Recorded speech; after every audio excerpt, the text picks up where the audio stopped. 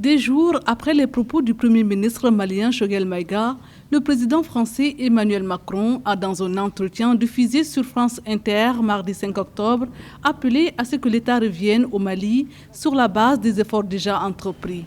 Le chef de l'État a ainsi évoqué des vrais résultats et des vrais succès dans la lutte contre les groupes djihadistes au Sahel. Des succès toutefois jugés insuffisants par l'État malien au vu de la dégradation sécuritaire dans cette zone. La France est dans l'intimidation à travers ses déclarations récentes, dans le cadre d'une géopolitique internationale qui est de plus en plus défavorable. À 6 mois des élections françaises, aujourd'hui, le président Macron veut aller très vite vers une droitisation de sa campagne en se rapprochant de l'extrême droite, qui pendant longtemps est hostile à sa gouvernance. Voilà.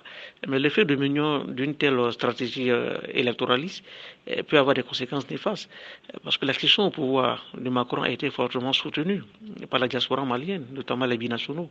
Et donc, il est donc évident aujourd'hui que si le Mali veut alors rétablir l'ordre, en termes de sa souveraineté, le Mali doit pouvoir engager des actions diplomatiques fortes en envisageant le rappel de son ambassadeur. Au Sahel, où elle intervient militairement depuis 2013 contre les groupes djihadistes, la France voit son influence contestée par les populations. L'éventualité d'un déploiement du groupe de sécurité privé russe Wagner pour épauler les forces maliennes est loin d'être approuvée par la France et ses partenaires. La France a d'ailleurs annoncé le retrait de sa troupe présente sur le sol malien si cela se concrétise.